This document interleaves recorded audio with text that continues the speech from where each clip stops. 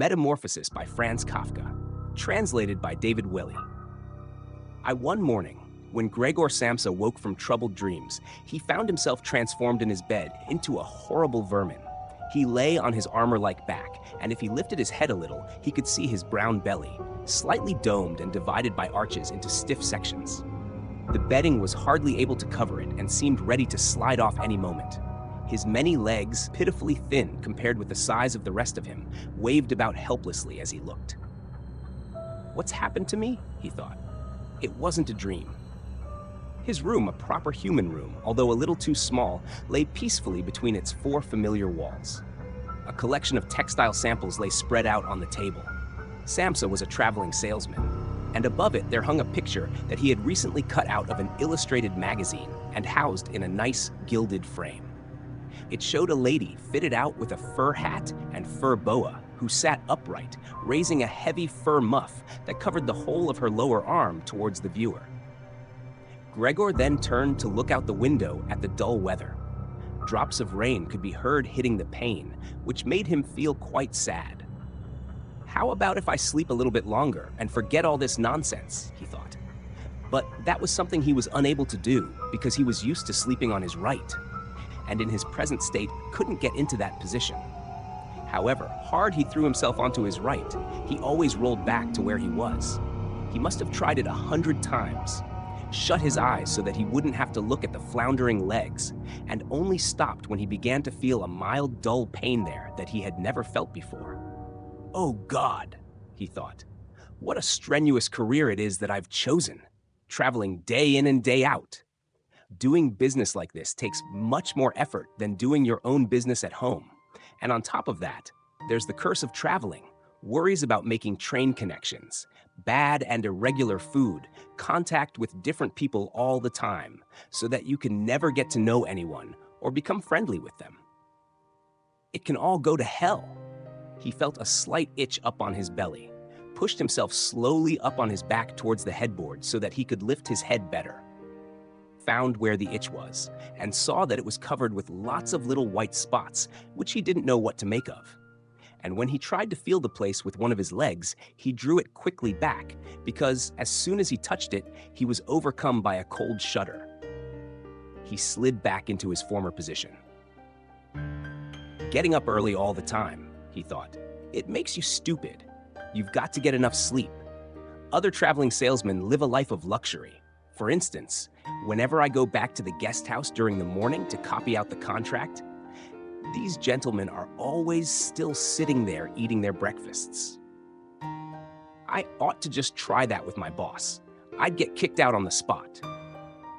But who knows? Maybe that would be the best thing for me.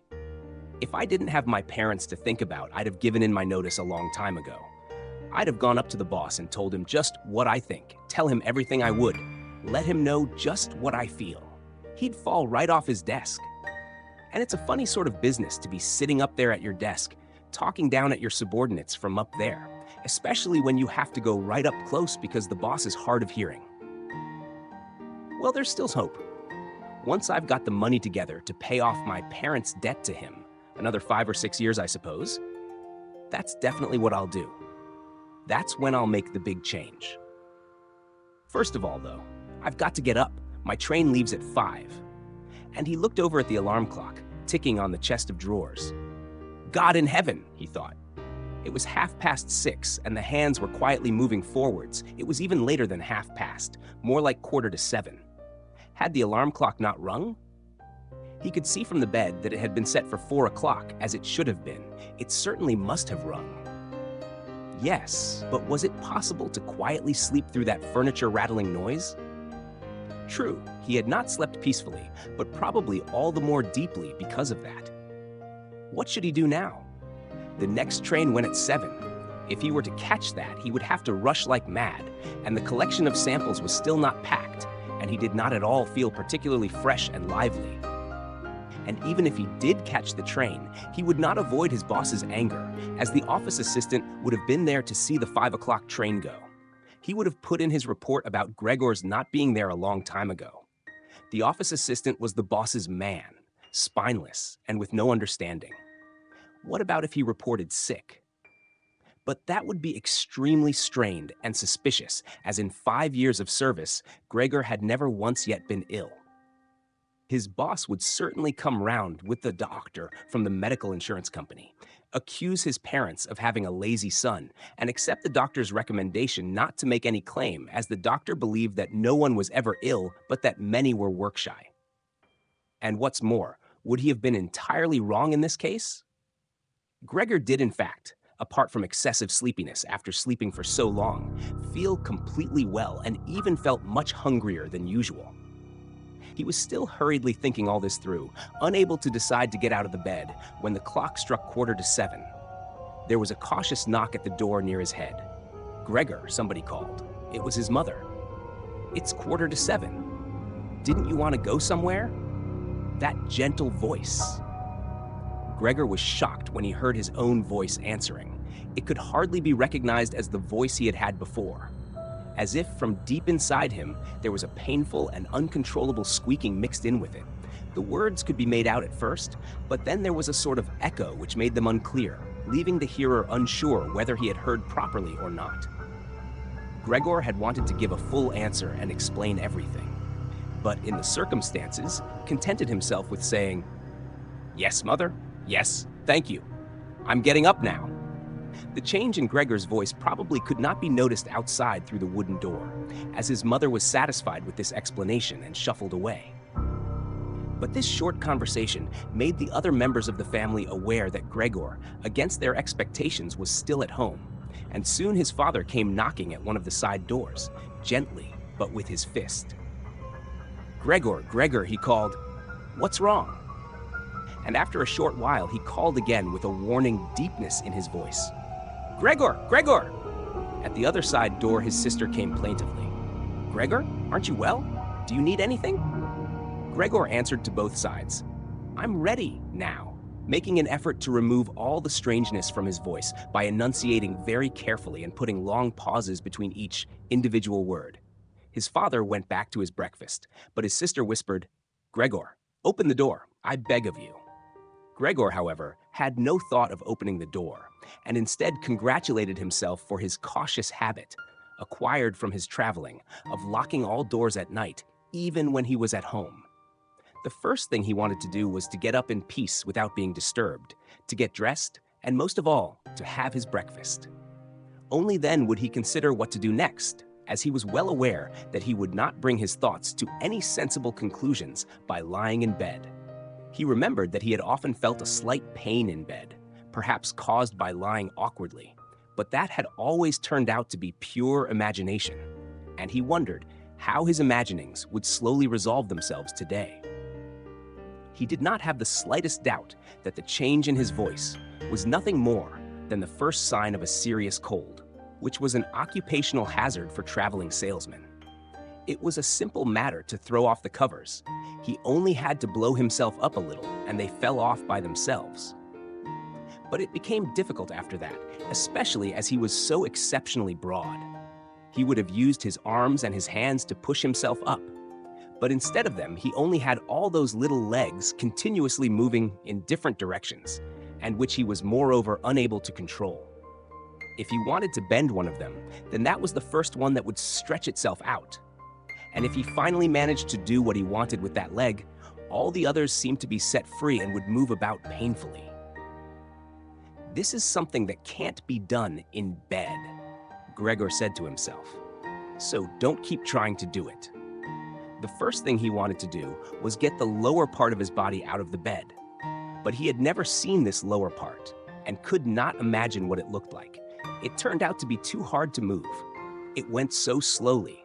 And finally, almost in a frenzy, when he carelessly shoved himself forwards with all the force he could gather, he chose the wrong direction, hit hard against the lower bedpost, and learned from the burning pain he felt that the lower part of his body might well, at present, be the most sensitive. So then, he tried to get the top part of his body out of the bed first, carefully turning his head to the side. This he managed quite easily, and despite its breadth and its weight, the bulk of his body eventually followed slowly in the direction of the head. But when he had at last got his head out of the bed and into the fresh air, It occurred to him that if he let himself fall, it would be a miracle if his head were not injured. So he became afraid to carry on pushing himself forward the same way. And he could not knock himself out now at any price. Better to stay in bed than lose consciousness. It took just as much effort to get back to where he had been earlier. But when he lay there sighing, and was once more watching his legs as they struggled against each other even harder than before, if that was possible, he could think of no way of bringing peace and order to this chaos. He told himself once more that it was not possible for him to stay in bed, and that the most sensible thing to do would be to get free of it in whatever way he could, at whatever sacrifice. At the same time, though, he did not forget to remind himself that calm consideration was much better than rushing to desperate conclusions. At times like this, he would direct his eyes to the window and look out as clearly as he could. But unfortunately, even the other side of the narrow street was enveloped in morning fog, and the view had little confidence or cheer to offer him. 7 o'clock already, he said to himself when the clock struck again. 7 o'clock, and there's still a fog like this. And he lay there quietly a while longer, breathing lightly as if he perhaps expected the total stillness to bring things back to their real and natural state. But then he said to himself, before it strikes 7:15, I'll definitely have to have got properly out of bed. And by then somebody will have come round from work to ask what's happened to me as well, as they open up at work before 7 o'clock. And so he set himself to the task of swinging the entire length of his body out of the bed all at the same time. If he succeeded in falling out of bed in this way and kept his head raised as he did so, he could probably avoid injuring it. His back seemed to be quite hard, and probably nothing would happen to it falling onto the carpet. His main concern was for the loud noise he was bound to make, and which even through all the doors would probably raise concern, if not alarm. But it was something that had to be risked. When Gregor was already sticking halfway out of the bed, the new method was more of a game than an effort. All he had to do was rock back and forth. It occurred to him how simple everything would be if somebody came to help him. 2 strong people, he had his father and the maid in mind, would have been more than enough. They would only have to push their arms under the dome of his back, peel him away from the bed, bend down with the load, and then be patient and careful as he swang over onto the floor, where, hopefully, the little legs would find a use. Should he really call for help, though, even apart from the fact that all the doors were locked? Despite all the difficulty he was in, he could not suppress a smile at this thought.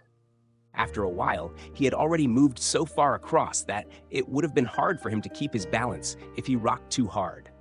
The time was now 7:10, and he would have to make a final decision very soon. Then, there was a ring at the door of the flat. That'll be someone from work, he said to himself, and froze very still, although his little legs only became all the more lively as they danced around. For a moment, everything remained quiet. They're not opening the door, Gregor said to himself, caught in some nonsensical hope. But then, of course, the maid's firm steps went to the door as ever, and opened it. Gregor only needed to hear the visitor's first words of greeting, and he knew who it was, the chief clerk himself. Why did Gregor have to be the only one condemned to work for a company where they immediately became highly suspicious at the slightest shortcoming? Were all employees, every one of them, louts? Was there not one of them who was faithful and devoted, who would go so mad with pangs of conscience that he couldn't get out of bed if he didn't spend at least a couple of hours in the morning on company business? Was it really not enough to let one of the trainees make inquiries, assuming inquiries were even necessary? Did the chief clerk have to come himself, and did they have to show the whole innocent family that this was so suspicious that only the chief clerk could be trusted to have the wisdom to investigate it? And more because these thoughts had made him upset than through any proper decision, he swang himself with all his force out of the bed. There was a loud thump, but it wasn't really a loud noise. His fall was softened a little by the carpet, and Gregor's back was also more elastic than he had thought, which made the sound muffled and not too noticeable. He had not held his head carefully enough, though, and hit it as he fell, Annoyed and in pain, he turned it and rubbed it against the carpet.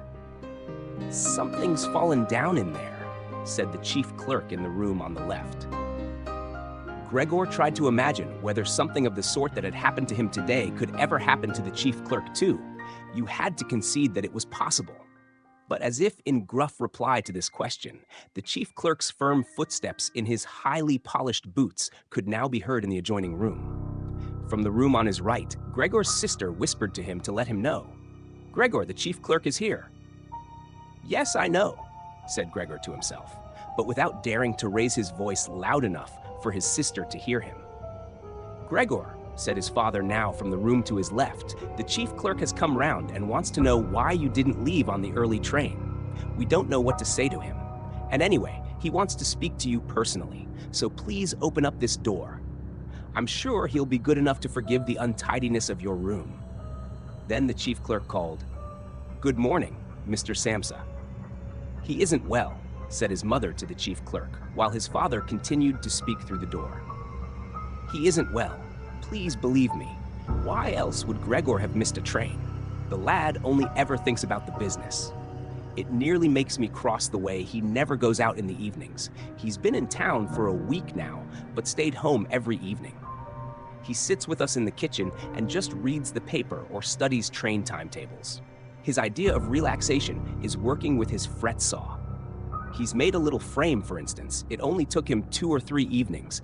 You'll be amazed how nice it is. It's hanging up in his room. You'll see it as soon as Gregor opens the door.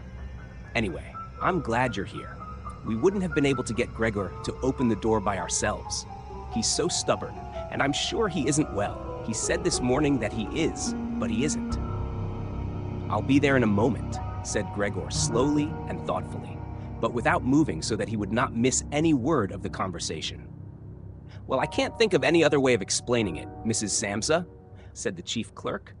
"I hope it's nothing serious. But on the other hand, I must say that if we people in commerce ever become slightly unwell, then, fortunately or unfortunately as you like, we simply have to overcome it because of business considerations." "Can the chief clerk come in to see you now then?" asked his father impatiently, knocking at the door again. "No," said Gregor. In the room on his right, there followed a painful silence. In the room on his left, his sister began to cry. So why did his sister not go and join the others? She had probably only just got up and had not even begun to get dressed. And why was she crying? Was it because he had not got up and had not let the chief clerk in? Because he was in danger of losing his job, and if that happened, his boss would once more pursue their parents with the same demands as before? There was no need to worry about things like that yet. Gregor was still there and had not the slightest intention of abandoning his family. For the time being, he just lay there on the carpet, and no one who knew the condition he was in would seriously have expected him to let the chief clerk in. It was only a minor discourtesy, and a suitable excuse could easily be found for it later on. It was not something for which Gregor could be sacked on the spot. And it seemed to Gregor much more sensible to leave him now in peace, instead of disturbing him with talking at him and crying. But the others didn't know what was happening. They were worried. That would excuse their behavior. The chief clerk now raised his voice. "Mr. Samsa," he called to him, "what is wrong? You barricade yourself in your room. Give us no more than yes or no for an answer. You are causing serious and unnecessary concern to your parents, and you fail. And I mention this just by the way. You fail to carry out your business duties in a way that is quite unheard of. I'm speaking here on behalf of your parents and of your employer, and really must request a clear and immediate explanation. I am astonished, quite astonished. I thought I knew you as a calm and sensible person, and now you suddenly seem to be showing off with peculiar whims. This morning, your employer did suggest a possible reason for your failure to appear. It's true, it had to do with the money that was recently entrusted to you. But I came near to giving him my word of honor that that could not be the right explanation. But now that I see your incomprehensible stubbornness, I no longer feel any wish whatsoever to intercede on your behalf. And nor is your position all that secure. I had originally intended to say all this to you in private, but since you caused me to waste my time here for no good reason, I don't see why your parents should not also learn of it. Your turnover has been very unsatisfactory of late. I grant you that it's not the time of year to do especially good business. We recognize that. But there simply is no time of year to do no business at all, Mr. Samsa. We cannot allow there to be. But sir, called Gregor, beside himself and forgetting all else in the excitement, I'll open up immediately. Just a moment. I'm slightly unwell, an attack of dizziness. I haven't been able to get up. I'm still in bed now. I'm quite fresh again now, though. I'm just getting out of bed. Just a moment. Be patient. It's not quite as easy as I'd thought. I'm quite all right now, though. It's shocking. What can suddenly happen to a person? I was quite all right last night. My parents know about it, perhaps better than me. I had a small symptom of it last night already. They must have noticed it. I don't know why I didn't let you know at work. But you always think you can get over an illness without staying at home. Please, don't make my parents suffer. There's no basis for any of the accusations you're making. Nobody's ever said a word to me about any of these things. Maybe you haven't read the latest contracts I sent in. I'll set off with the 8 o'clock train as well. These few hours of rest have given me strength. You don't need to wait, sir. I'll be in the office soon after you, and please be so good as to tell that to the boss and recommend me to him. And while Gregor gushed out these words, hardly knowing what he was saying, he made his way over to the chest of drawers. This was easily done, probably because of the practice he had already had in bed, where he now tried to get himself upright. He really did want to open the door, really did want to let them see him and to speak with the chief clerk. The others were being so insistent, and he was curious to learn what they would say when they caught sight of him. If they were shocked, then it would no longer be Gregor's responsibility, and he could rest. If, however, they took everything calmly, he would still have no reason to be upset. And if he hurried, he really could be at the station for 8 o'clock. The first few times he tried to climb up on the smooth chest of drawers, he just slid down again. But he finally gave himself one last swing and stood there upright. The lower part of his body was in serious pain, but he no longer gave any attention to it. Now he let himself fall against the back of a nearby chair and held tightly to the edges of it with his little legs. By now he had also calmed down and kept quiet so that he could listen to what the chief clerk was saying. "Did you understand a word of all that?" the chief clerk asked his parents. "Surely he's not trying to make fools of us." "Oh God," called his mother, who was already in tears. He could be seriously ill and were making him suffer. "Grady! Grady!" she then cried. "Mother?" his sister called from the other side. They communicated across Gregor's room. "You'll have to go for the doctor straight away. Gregor is ill. Quick, get the doctor. Did you hear the way Gregor spoke just now?" "That was the voice of an animal," said the chief clerk, with a calmness that was in contrast with his mother's screams. "Anna! Anna!" His father called into the kitchen through the entrance hall, clapping his hands. "Get a locksmith here now!" And the two girls, their skirts swishing, immediately ran out through the hall, wrenching open the front door of the flat as they went. How had his sister managed to get dressed so quickly? There was no sound of the door banging shut again. They must have left it open. People often do in homes where something awful has happened. Gregor, in contrast, had become much calmer. So they couldn't understand his words anymore, although they seemed clear enough to him, clearer than before. Perhaps his ears had become used to the sound. They had realized, though, that there was something wrong with him, and were ready to help. The first response to his situation had been confident and wise, and that made him feel better. He felt that he had been drawn back in among people, and from the doctor and the locksmith he expected great and surprising achievements, although he did not really distinguish one from the other. Whatever was said next would be crucial, so, in order to make his voice as clear as possible, he coughed a little, but taking care to do this not too loudly, as even this might well sound different from the way that a human coughs, and he was no longer sure he could judge this for himself. Meanwhile, it had become very quiet in the next room. Perhaps his parents were sat at the table whispering with the chief clerk, Or perhaps they were all pressed against the door and listening. Gregor slowly pushed his way over to the door with the chair. Once there, he let go of it and threw himself onto the door, holding himself upright against it, using the adhesive on the tips of his legs. He rested there a little while to recover from the effort involved, and then set himself to the task of turning the key in the lock with his mouth. He seemed, unfortunately, to have no proper teeth. How was he, then, to grasp the key? But the lack of teeth was, of course, made up for with a very strong jaw.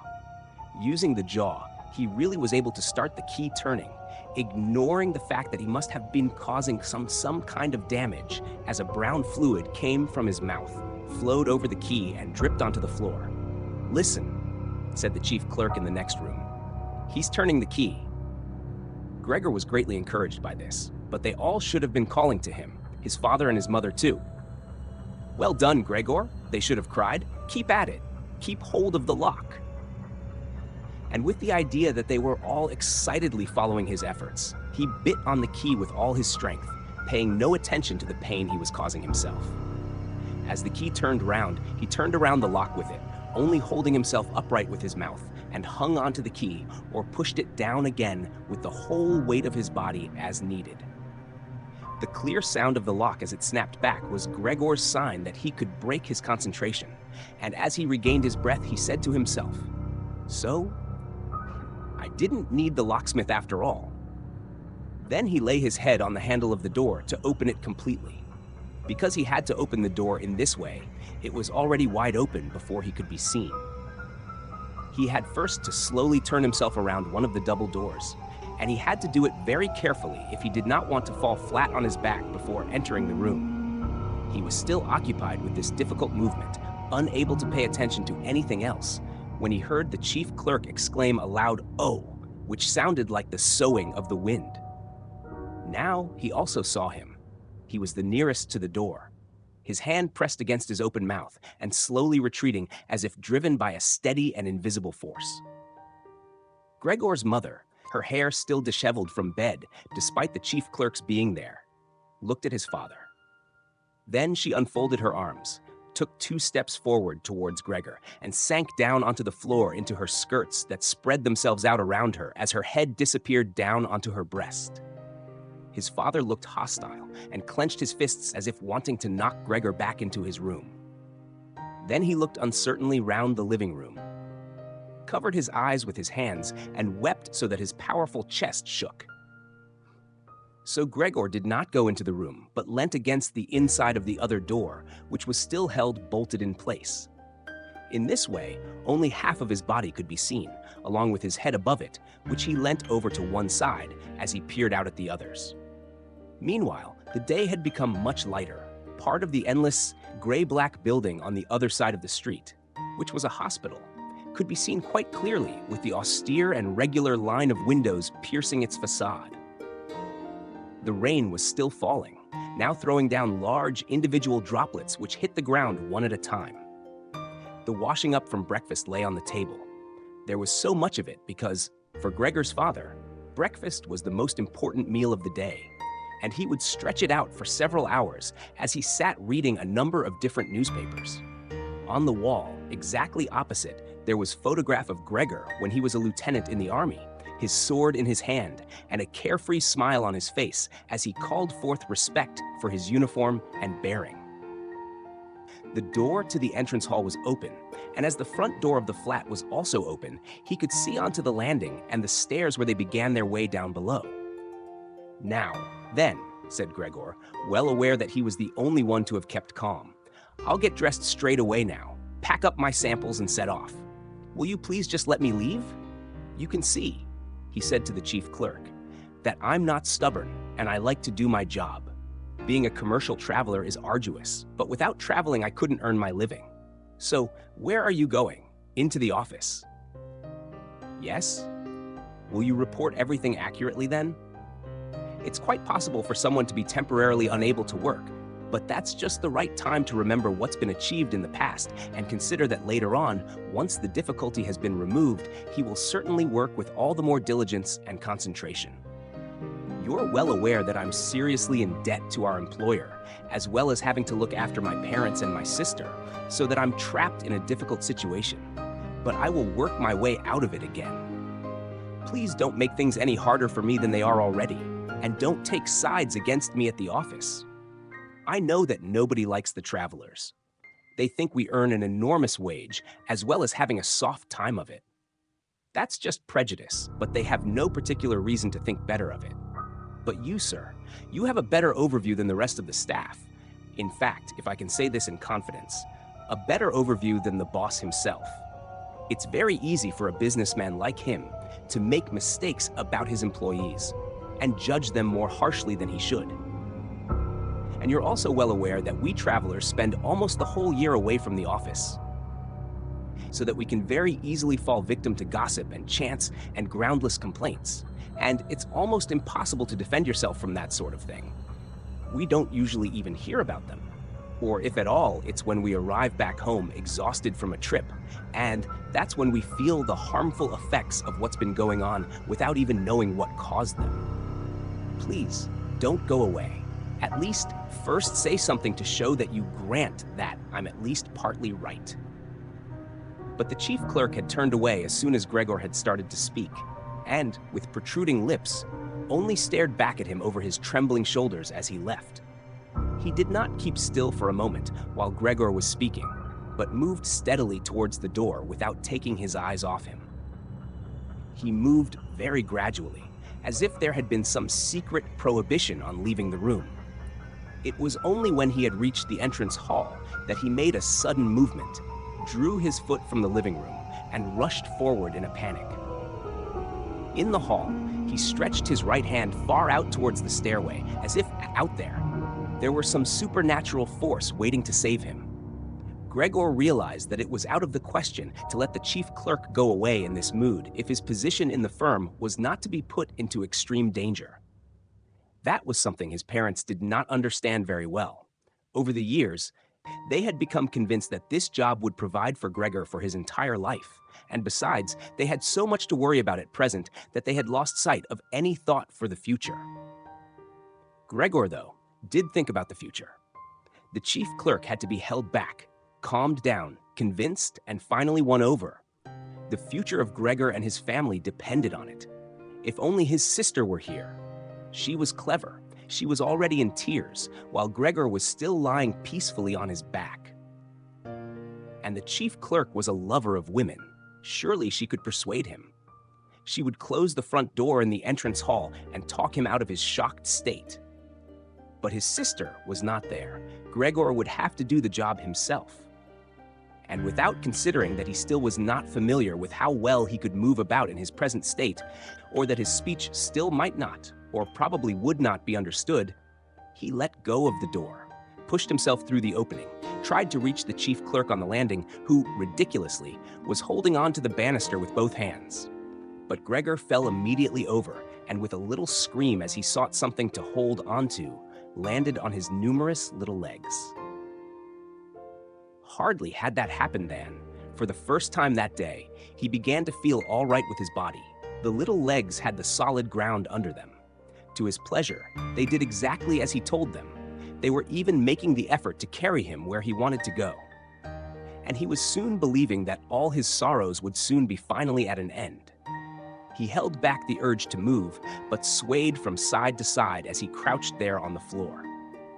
His mother was not far away in front of him, and seemed at first quite engrossed in herself. But then she suddenly jumped up with her arms outstretched, and her fingers spread, shouting, "Help! For pity's sake, help!" The way she held her head suggested she wanted to see Gregor better. But the unthinking way she was hurrying backwards showed that she did not. She had forgotten that the table was behind her with all the breakfast things on it.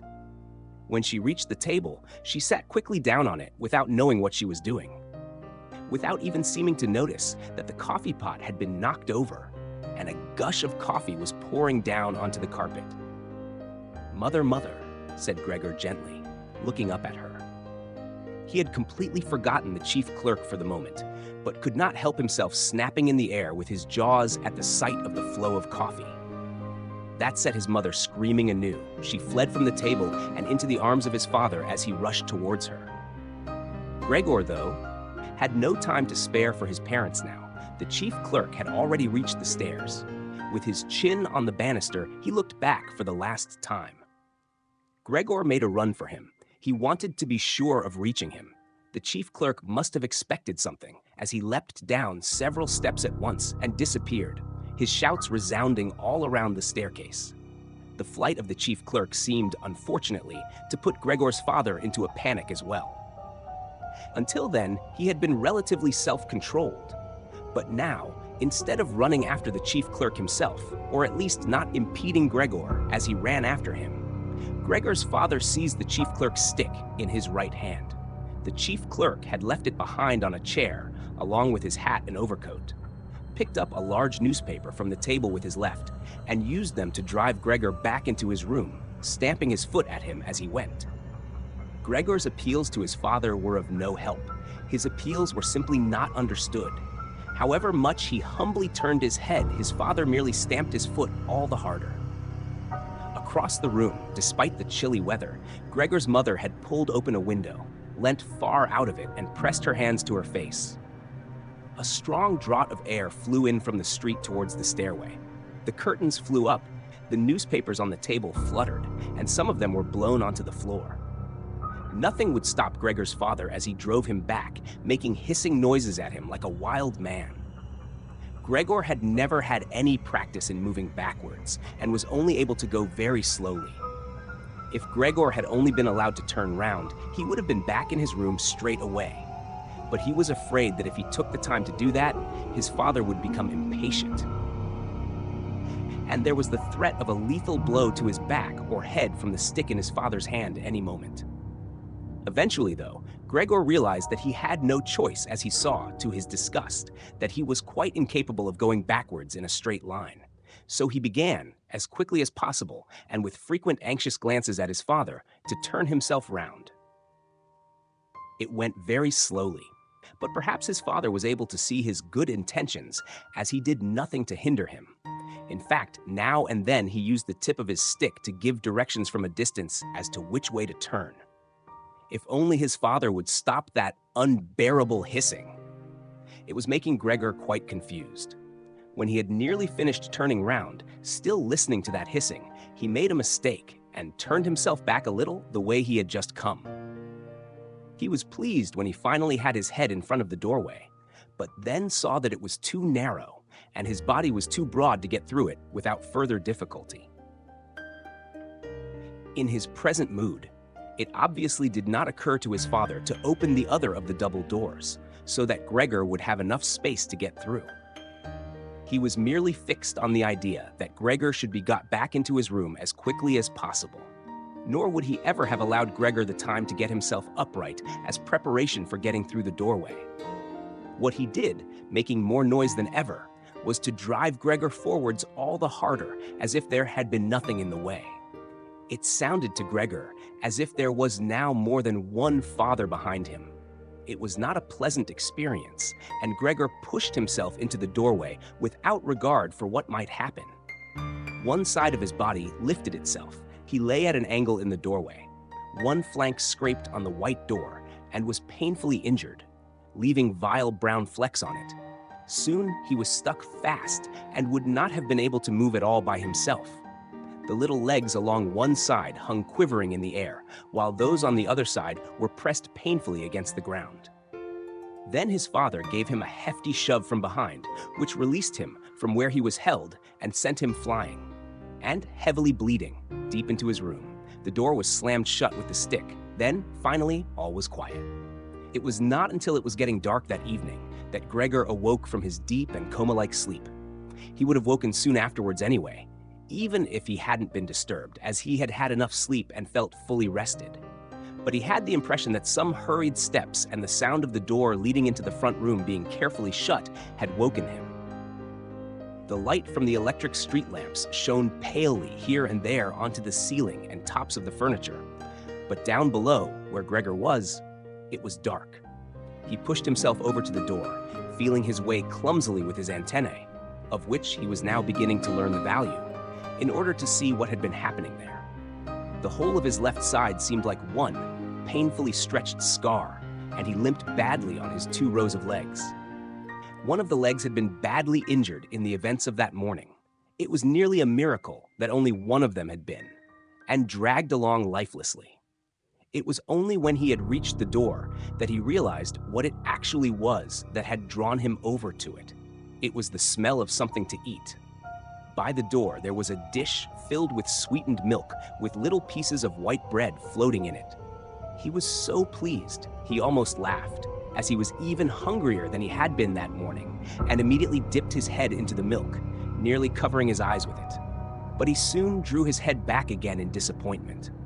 Not only did the pain in his tender left side make it difficult to eat the food, he was only able to eat if his whole body worked together as a snuffling whole. But the milk did not taste at all nice. Milk like this was normally his favorite drink, and his sister had certainly left it there for him because of that. But he turned, almost against his own will, away from the dish and crawled back into the center of the room. Through the crack in the door, Gregor could see that the gas had been lit in the living room. His father at this time would normally be sat with his evening paper, reading it out in a loud voice to Gregor's mother, and sometimes to his sister, but there was now not a sound to be heard. Gregor's sister would often write and tell him about this reading, but maybe his father had lost the habit in recent times. It was so quiet all around too, even though there must have been somebody in the flat. "What a quiet life it is the family lead," said Gregor to himself, and gazing into the darkness, felt a great pride that he was able to provide a life like that in such a nice home for his sister and parents. But what now, if all this peace and wealth and comfort should come to a horrible and frightening end? That was something that Gregor did not want to think about too much, so he started to move about, crawling up and down the room. Once during that long evening, the door on one side of the room was opened very slightly and hurriedly closed again. Later on, the door on the other side did the same. It seemed that someone needed to enter the room, but thought better of it. Gregor went and waited immediately by the door, resolved either to bring the timorous visitor into the room in some way, or at least to find out who it was. But the door was opened no more that night, and Gregor waited in vain. The previous morning, while the doors were locked, everyone had wanted to get in there to him. But now that he had opened up one of the doors, and the other had clearly been unlocked sometime during the day, no one came, and the keys were in the other sides. It was not until late at night that the gaslight in the living room was put out, and now it was easy to see that his parents and sister had stayed awake all that time, as they all could be distinctly heard as they went away together on tiptoe. It was clear that no one would come into Gregor's room anymore until morning. That gave him plenty of time to think undisturbed about how he would have to rearrange his life. For some reason, the tall, empty room where he was forced to remain made him feel uneasy as he lay there flat on the floor, even though he had been living in it for 5 years. Hardly aware of what he was doing other than a slight feeling of shame, he hurried under the couch. It pressed down on his back a little, and he was no longer able to lift his head. But he nonetheless felt immediately at ease, and his only regret was that his body was too broad to get it all underneath. He spent the whole night there. Some of the time he passed in a light sleep, although he frequently woke from it in alarm because of his hunger, and some of the time was spent in worries and vague hopes, which, however, always led to the same conclusion. For the time being, he must remain calm. He must show patience and the greatest consideration so that his family could bear the unpleasantness that he, in his present condition, was forced to impose on them. Gregor soon had the opportunity to test the strength of his decisions, as early the next morning, almost before the night had ended, his sister, nearly fully dressed, opened the door from the front room and looked anxiously in. She did not see him straight away, but when she did notice him under the couch, he had to be somewhere. For God's sake, he couldn't have flown away. She was so shocked that she lost control of herself and slammed the door shut again from outside. But she seemed to regret her behavior, as she opened the door again straight away and came in on tiptoe as if entering the room of someone seriously ill or even of a stranger. Gregor had pushed his head forward, right to the edge of the couch, and watched her. Would she notice that he had left the milk as it was, realize that it was not from any lack of hunger, and bring him in some other food that was more suitable? If she didn't do it herself, he would rather go hungry than draw her attention to it. Although he did feel a terrible urge to rush forward from under the couch, throw himself at his sister's feet and beg her for something good to eat. However, his sister noticed the full dish immediately and looked at it, and the few drops of milk splashed around it with some surprise. She immediately picked it up, using a rag, not her bare hands, and carried it out. Gregor was extremely curious as to what she would bring in its place, imagining the wildest possibilities, but he never could have guessed what his sister, in her goodness, actually did bring. In order to test his taste, she brought him a whole selection of things, all spread out on an old newspaper.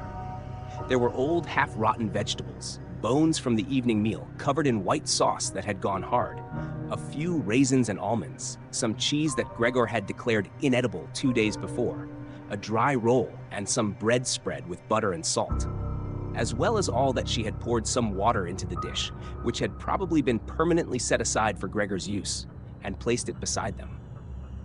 Then, out of consideration for Gregor's feelings, as she knew that he would not eat in front of her, she hurried out again and even turned the key in the lock so that Gregor would know he could make things as comfortable for himself as he liked.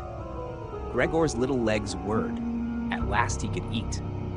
What's more, his injuries must already have completely healed, as he found no difficulty in moving. This amazed him. As more than a month earlier, he had cut his finger slightly with a knife. He thought of how his finger had still hurt the day before yesterday. Am I less sensitive than I used to be, then? He thought, and was already sucking greedily at the cheese, which had immediately, almost compellingly, attracted him much more than the other foods on the newspaper. Quickly, one after another, his eyes watering with pleasure, he consumed the cheese, the vegetables, and the sauce. The fresh foods, on the other hand, he didn't like at all, and even dragged the things he did want to eat a little way away from them because he couldn't stand the smell. Long after he had finished eating and lay lethargic in the same place, his sister slowly turned the key in the lock as a sign to him that he should withdraw. He was immediately startled, although he had been half asleep, and he hurried back under the couch. But he needed great self-control to stay there even for the short time that his sister was in the room, as eating so much food had rounded out his body a little, and he could hardly breathe in that narrow space. Half suffocating, he watched with bulging eyes as his sister unself-consciously took a broom and swept up the leftovers, mixing them in with the food he had not even touched at all, as if it could not be used anymore. She quickly dropped it all into a bin, closed it with its wooden lid, and carried everything out. She had hardly turned her back before Gregor came out again from under the couch and stretched himself. This was how Gregor received his food each day now, once in the morning while his parents and the maid were still asleep, and the second time after everyone had eaten their meal at midday, as his parents would sleep for a little while then as well, and Gregor's sister would send the maid away on some errand. Gregor's father and mother certainly did not want him to starve either. But perhaps it would have been more than they could stand to have any more experience of his feeding than being told about it. And perhaps his sister wanted to spare them what distress she could, as they were indeed suffering enough. It was impossible for Gregor to find out what they had told the doctor and the locksmith that first morning to get them out of the flat. As nobody could understand him, nobody, not even his sister, thought that he could understand them. So he had to be content to hear his sister's sighs and appeals to the saints as she moved about his room. It was only later, when she had become a little more used to everything. There was, of course, no question of her ever becoming fully used to the situation, that Gregor would sometimes catch a friendly comment, or at least a comment that could be construed as friendly. "He's enjoyed his dinner today," she might say when he had diligently cleared away all the food left for him. Or if he left most of it, which slowly became more and more frequent, she would often say, sadly, "Now everything's just been left there again." Although Gregor wasn't able to hear any news directly, he did listen to much of what was said in the next rooms, and whenever he heard anyone speaking, he would scurry straight to the appropriate door and press his whole body against it. There was seldom any conversation, especially at first, that was not about him in some way, even if only in secret. For 2 whole days, all the talk at every mealtime was about what they should do now. But even between meals, they spoke about the same subject, as there were always at least 2 members of the family at home. Nobody wanted to be at home by themselves, and it was out of the question to leave the flat entirely empty. And on the very first day, the maid had fallen to her knees and begged Gregor's mother to let her go without delay. It was not very clear how much she knew of what had happened, but she left within a quarter of an hour, tearfully thanking Gregor's mother for her dismissal, as if she had done her an enormous service. She even swore emphatically not to tell anyone the slightest about what had happened, even though no one had asked that of her. Now, Gregor's sister also had to help his mother with the cooking, although that was not so much bother as no one ate very much. Gregor often heard how one of them would unsuccessfully urge another to eat, and receive no more answer than answered, "No thanks, I've had enough," or something similar. No one drank very much either. His sister would sometimes ask his father whether he would like a beer, hoping for the chance to go and fetch it herself. When his father then said nothing, she would add, so that he would not feel selfish, that she could send the housekeeper for it. But then his father would close the matter with a big loud "no," and no more would be said. Even before the first day had come to an end, his father had explained to Gregor's mother and sister what their finances and prospects were. Now and then he stood up from the table and took some receipt or document from the little cash box he had saved from his business when it had collapsed 5 years earlier. Gregor heard how he opened the complicated lock and then closed it again after he had taken the item he wanted. What he heard his father say was some of the first good news that Gregor heard since he had first been incarcerated in his room. He had thought that nothing at all remained from his father's business.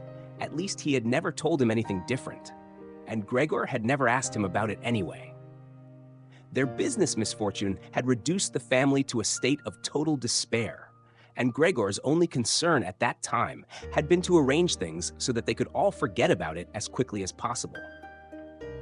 So then he started working especially hard, with a fiery vigor that raised him from a junior salesman to a traveling representative almost overnight, bringing with it the chance to earn money in quite different ways. Gregor converted his success at work straight into cash that he could lay on the table at home for the benefit of his astonished and delighted family. They had been good times, and they had never come again, at least not with the same splendor. Even though Gregor had later earned so much that he was in a position to bear the costs of the whole family, and did bear them. They had even got used to it. Both Gregor and the family.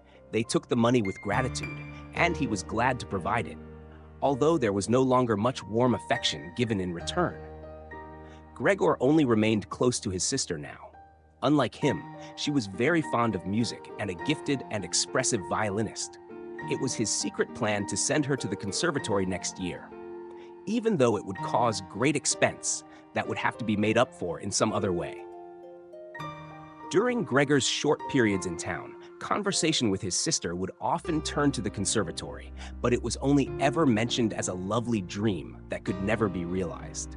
Their parents did not like to hear this innocent talk. But Gregor thought about it quite hard and decided he would let them know what he planned with a grand announcement of it on Christmas Day. That was the sort of totally pointless thing that went through his mind in his present state, pressed upright against the door and listening.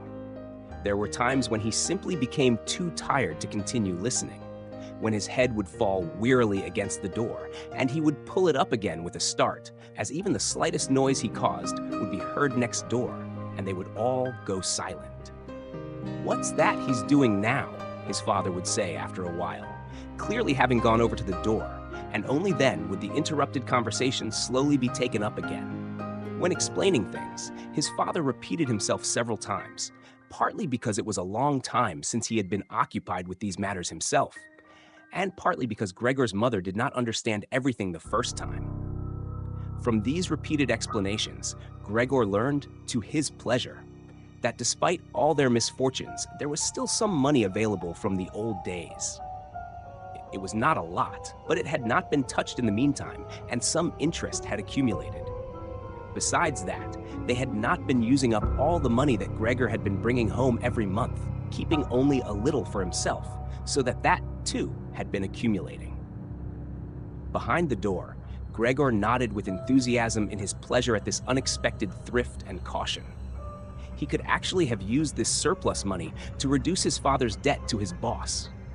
And the day when he could have freed himself from that job would have come much closer. But now it was certainly better the way his father had done things. This money, however, was certainly not enough to enable the family to live off the interest. It was enough to maintain them for perhaps 1 or 2 years, no more. That's to say, it was money that should not really be touched, but set aside for emergencies. Money to live on had to be earned. His father was healthy, but old and lacking in self-confidence. During the 5 years that he had not been working, the first holiday in a life that had been full of strain and no success, he had put on a lot of weight and become very slow and clumsy. Would Gregor's elderly mother now have to go and earn money? She suffered from asthma, and it was a strain for her just to move about the home. Every other day would be spent struggling for breath on the sofa by the open window. Would his sister have to go and earn money? She was still a child of 17. Her life up till then had been very enviable, consisting of wearing nice clothes, sleeping late, helping out in the business, joining in with a few modest pleasures, and most of all, playing the violin. Whenever they began to talk of the need to earn money, Gregor would always first let go of the door and then throw himself onto the cool leather sofa next to it, as he became quite hot with shame and regret. He would often lie there the whole night through, not sleeping a wink, but scratching at the leather for hours on end. Or he might go to all the effort of pushing a chair to the window, climbing up onto the sill, and propped up in the chair, leaning on the window to stare out of it. He had used to feel a great sense of freedom from doing this, but doing it now was obviously something more remembered than experienced, as what he actually saw in this way was becoming less distinct every day, even things that were quite near. He had used to curse the ever-present view of the hospital across the street, but now he could not see it at all. And if he had not known that he lived in Charlottenstrasse, which was a quiet street despite being in the middle of the city, he could have thought that he was looking out the window at a barren waste where the gray sky and the gray earth mingled inseparably. His observant sister only needed to notice the chair twice before she would always push it back to its exact position by the window after she had tidied up the room, and even left the inner pane of the window open from then on. If Gregor had only been able to speak to his sister and thank her for all that she had to do for him, it would have been easier for him to bear it. But as it was, it caused him pain. His sister, naturally, tried as far as possible to pretend there was nothing burdensome about it. And the longer it went on, of course, the better she was able to do so. But as time went by, Gregor was also able to see through it all so much better. It had even become very unpleasant for him now, whenever she entered the room. No sooner had she come in than she would quickly close the door as a precaution so that no one would have to suffer the view into Gregor's room. Then she would go straight to the window and pull it hurriedly open, almost as if she were suffocating.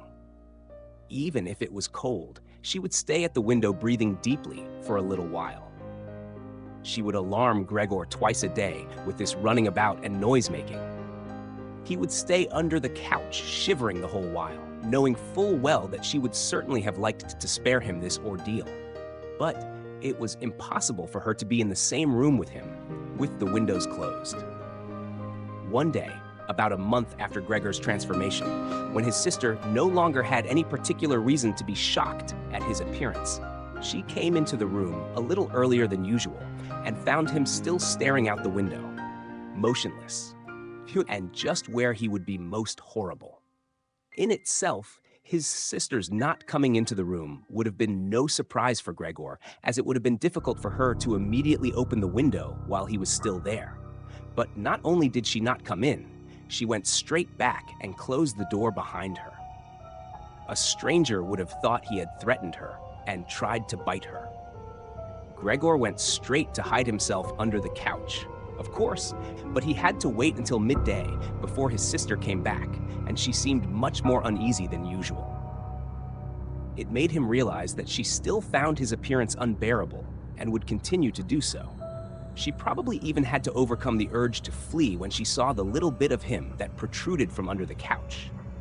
One day, in order to spare her even this sight, he spent 4 hours carrying the bedsheet over to the couch on his back and arranged it so that he was completely covered and his sister would not be able to see him even if she bent down. If she did not think this sheet was necessary, then all she had to do was take it off again, as it was clear enough that it was no pleasure for Gregor to cut himself off so completely. She left the sheet where it was. Gregor even thought he glimpsed a look of gratitude one time when he carefully looked out from under the sheet to see how his sister liked the new arrangement. For the first 14 days, Gregor's parents could not bring themselves to come into the room to see him. He would often hear them say how they appreciated all the new work his sister was doing, even though, before, they had seen her as a girl who was somewhat useless and frequently been annoyed with her. But now the two of them, father and mother, would often both wait outside the door of Gregor's room while his sister tidied up in there.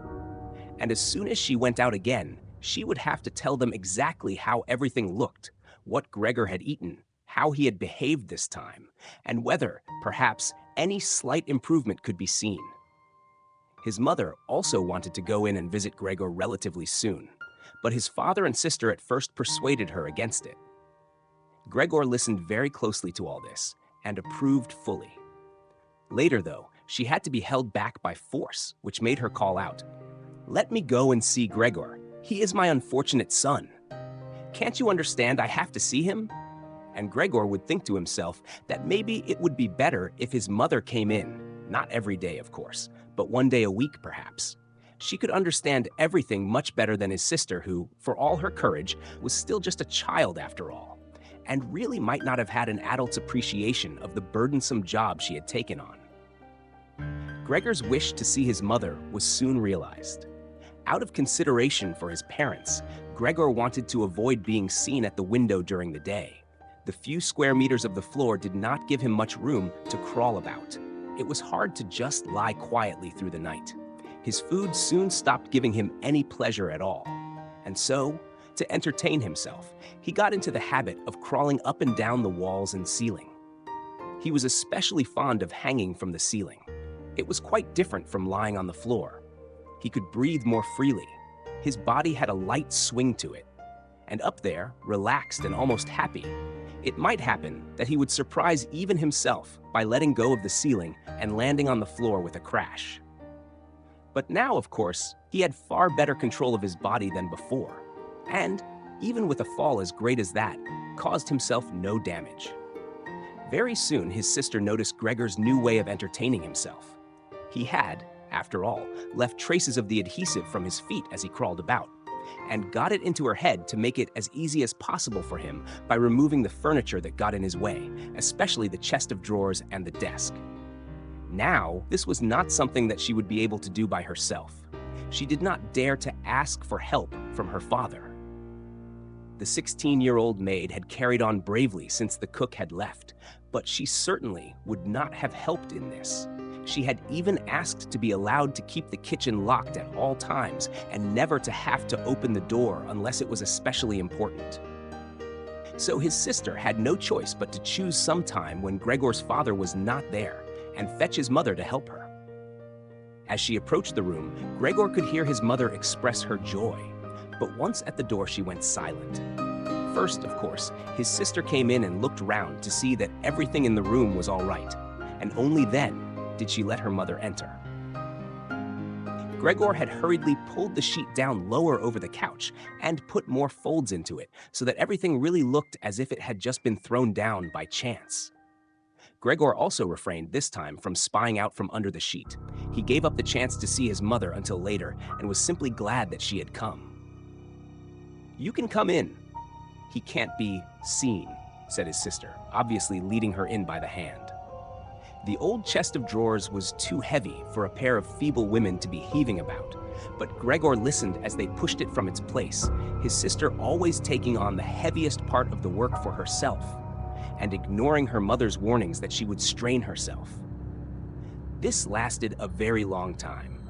After laboring at it for 15 minutes or more, his mother said it would be better to leave the chest where it was. For one thing, it was too heavy for them to get the job finished before Gregor's father got home, and leaving it in the middle of the room, it would be in his way even more.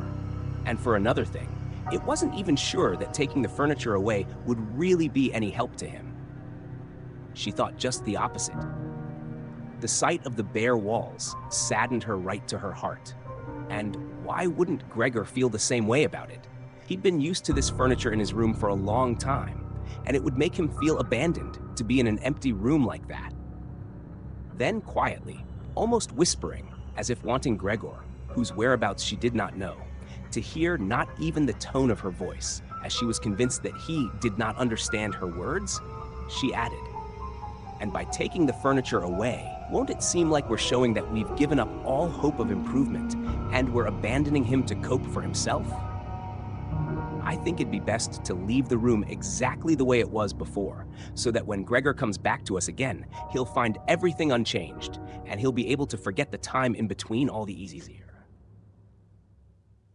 Hearing these words from his mother made Gregor realize that the lack of any direct human communication, along with the monotonous life led by the family during these 2 months, must have made him confused. He could think of no other way of explaining to himself why he had seriously wanted his room emptied out. Had he really wanted to transform his room into a cave, a warm room fitted out with the nice furniture he had inherited? That would have let him crawl around unimpeded in any direction, but it would also have let him quickly forget his past when he had still been human. He had come very close to forgetting, and it had only been the voice of his mother, unheard for so long, that had shaken him out of it. Nothing should be removed. Everything had to stay. He could not do without the good influence the furniture had on his condition. And if the furniture made it difficult for him to crawl about mindlessly, that was not a loss, but a great advantage. His sister, unfortunately, did not agree. She had become used to the idea, not without reason, that she was Gregor's spokesman to his parents about the things that concerned him. This meant that his mother's advice now was sufficient reason for her to insist on removing not only the chest of drawers and the desk, as she had thought at first, but all the furniture apart from the all-important couch. It was more than childish perversity, of course, or the unexpected confidence she had recently acquired that made her insist. She had indeed noticed that Gregor needed a lot of room to crawl about in, whereas the furniture, as far as anyone could see, was of no use to him at all. Girls of that age, though, do become enthusiastic about things and feel they must get their way whenever they can. Perhaps this was what tempted Greta to make Gregor's situation seem even more shocking than it was, so that she could do even more for him. Grete would probably be the only one who would dare enter a room dominated by Gregor, crawling about the bare walls by himself. So she refused to let her mother dissuade her. Gregor's mother already looked uneasy in his room. She soon stopped speaking and helped Gregor's sister to get the chest of drawers out with what strength she had. The chest of drawers was something that Gregor could do without if he had to, but the writing desk had to stay. Hardly had the two women pushed the chest of drawers, groaning, out of the room, then Gregor poked his head out from under the couch to see what he could do about it.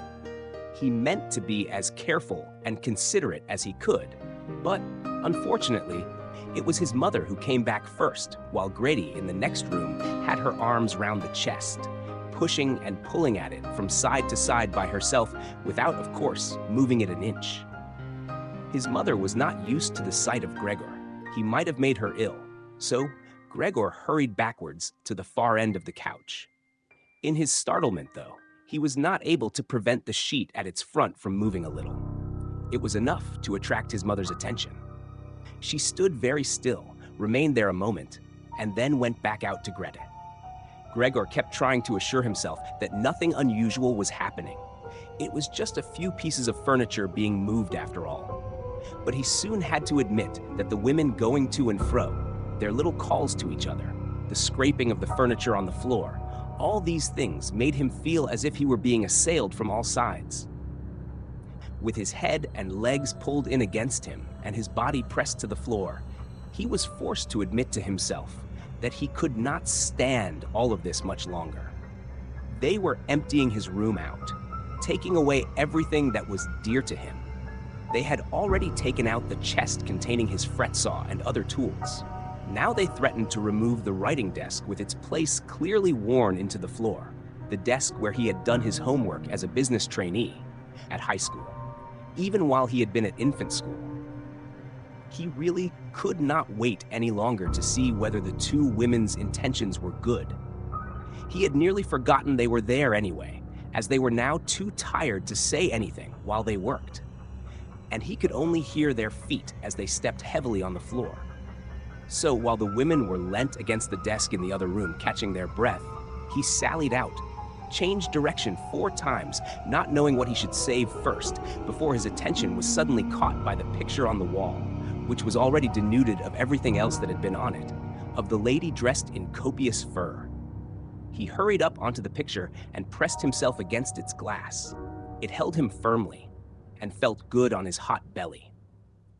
This picture, at least, now totally covered by Gregor, would certainly be taken away by no one.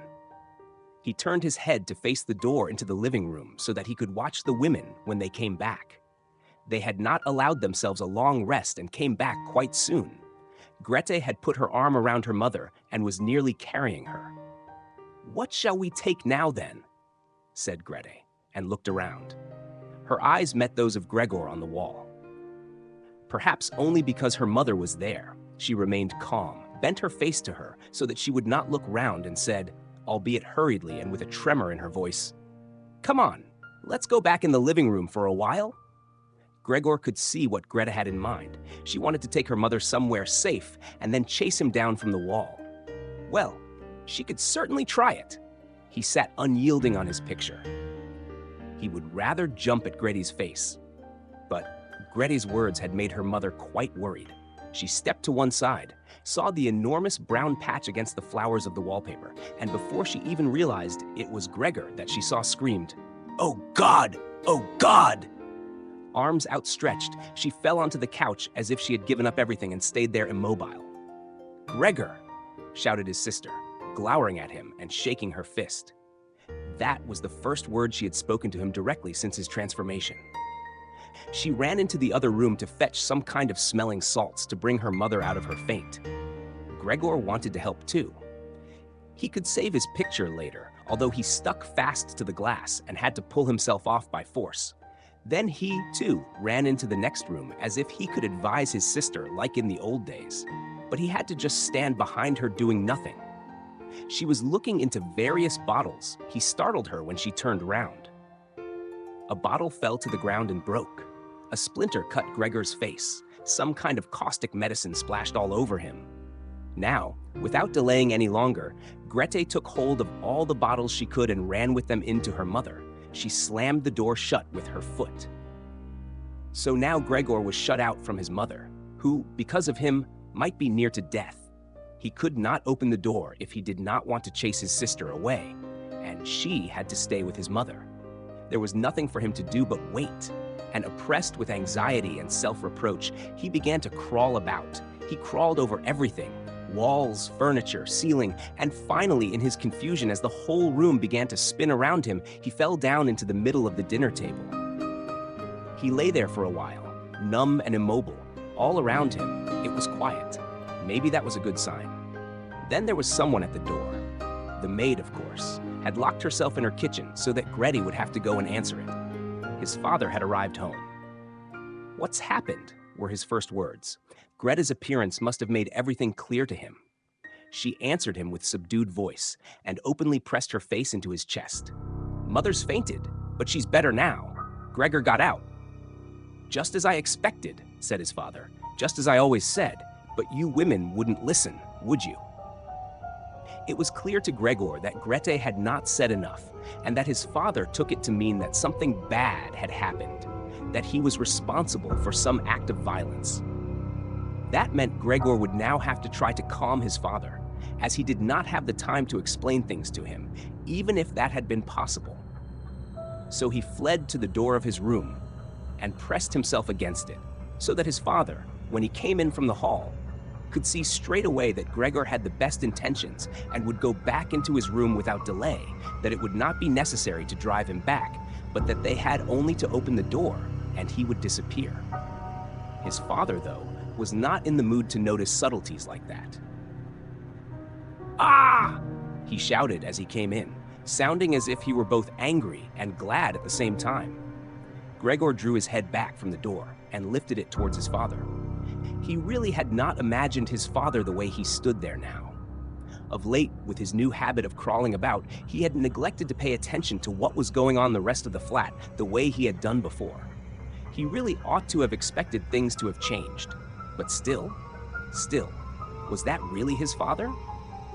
The same tired man as used to be laying there, entombed in his bed when Gregor came back from his business trips, who would receive him sitting in the armchair in his nightgown when he came back in the evenings, who was hardly even able to stand up, but, as a sign of his pleasure, would just raise his arms, and who, on the couple of times a year when they went for a walk together, on a Sunday or public holiday, wrapped up tightly in his overcoat between Gregor and his mother, would always labor his way forward a little more slowly than them, who were already walking slowly for his sake, who would place his stick down carefully, and, if he wanted to say something, would invariably stop and gather his companions around him. He was standing up straight enough now, dressed in a smart blue uniform with gold buttons, the sort worn by the employees at the banking institute. Above the high, stiff collar of the coat, his strong double chin emerged. Under the bushy eyebrows, his piercing, dark eyes looked out fresh and alert. His normally unkempt white hair was combed down painfully close to his scalp. He took his cap with its gold monogram from, probably, some bank, and threw it in an arc right across the room onto the sofa, put his hands in his trouser pockets, pushing back the bottom of his long uniform coat, and, with look of determination, walked towards Gregor. He probably did not even know himself what he had in mind, but nonetheless lifted his feet unusually high. Gregor was amazed at the enormous size of the soles of his boots, but wasted no time with that. He knew full well, right from the first day of his new life, that his father thought it necessary to always be extremely strict with him. And so he ran up to his father, stopped when his father stopped, scurried forwards again when he moved, even slightly. In this way, they went round the room several times without anything decisive happening, without even giving the impression of a chase, as everything went so slowly. Gregor remained all this time on the floor, largely because he feared his father might see it as especially provoking if he fled onto the wall or ceiling. Whatever he did, Gregor had to admit that he certainly would not be able to keep up this running about for long. As for each step his father took, he had to carry out countless movements. He became noticeably short of breath. Even in his earlier life, his lungs had not been very reliable. Now, as he lurched about in his efforts to muster all the strength he could for running, he could hardly keep his eyes open.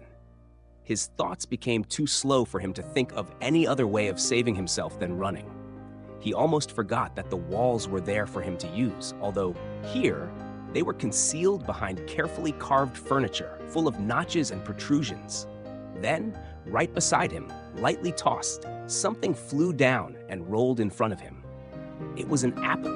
Then another one immediately flew at him. Gregor froze in shock. There was no longer any point in running, as his father had decided to bombard him. He had filled his pockets with fruit from the bowl on the sideboard, and now, without even taking the time for careful aim, threw one apple after another. These little red apples rolled about on the floor, knocking into each other as if they had electric motors. An apple thrown without much force glanced against Gregor's back and slid off without doing any harm. Another one, however, immediately following it, hit squarely and lodged in his back. Gregor wanted to drag himself away, as if he could remove the surprising, the incredible pain by changing his position. But he felt as if nailed to the spot and spread himself out, all his senses in confusion. The last thing he saw was the door of his room being pulled open. His sister was screaming. His mother ran out in front of her in her blouse, as his sister had taken off some of her clothes after she had fainted to make it easier for her to breathe. She ran to his father, her skirts unfastened and sliding one after another to the ground. Stumbling over the skirts, she pushed herself to his father, her arms around him, uniting herself with him totally. Now Gregor lost his ability to see anything, her hands behind his father's head, begging him to spare Gregor's life. A 3. No one dared to remove the apple lodged in Gregor's flesh, so it remained there as a visible reminder of his injury. He had suffered it there for more than a month, and his condition seemed serious enough to remind even his father that Gregor, despite his current sad and revolting form, was a family member who could not be treated as an enemy. On the contrary, as a family, there was a duty to swallow any revulsion for him and to be patient, just to be patient. Because of his injuries, Gregor had lost much of his mobility, probably permanently. He had been reduced to the condition of an ancient invalid, and it took him long minutes to crawl across his room. Crawling over the ceiling was out of the question.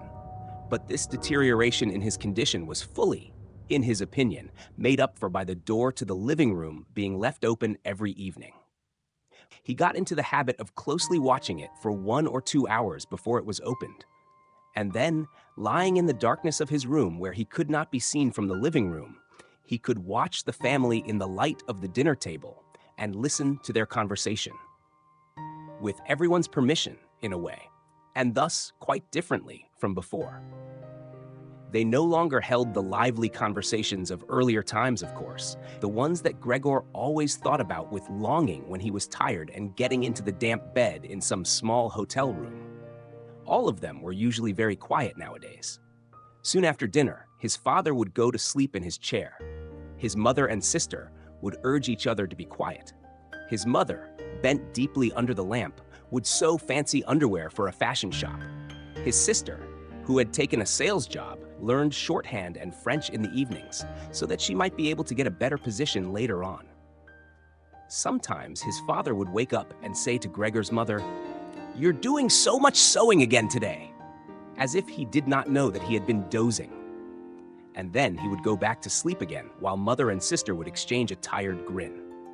With a kind of stubbornness, Gregor's father refused to take his uniform off even at home, while his nightgown hung unused on its peg.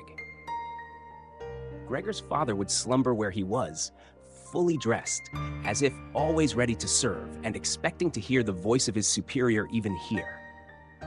The uniform had not been new to start with, but as a result of this, it slowly became even shabbier, despite the efforts of Gregor's mother and sister to look after it. Gregor would often spend the whole evening looking at all the stains on this coat, with its gold buttons always kept polished and shiny, while the old man in it would sleep, highly uncomfortable but peaceful. As soon as it struck 10, Gregor's mother would speak gently to his father to wake him and try to persuade him to go to bed, as he couldn't sleep properly where he was, and he really had to get his sleep if he was to be up at 6 to get to work. But since he had been in work, he had become more obstinate and would always insist on staying longer at the table, even though he regularly fell asleep, and it was then harder than ever to persuade him to exchange the chair for his bed.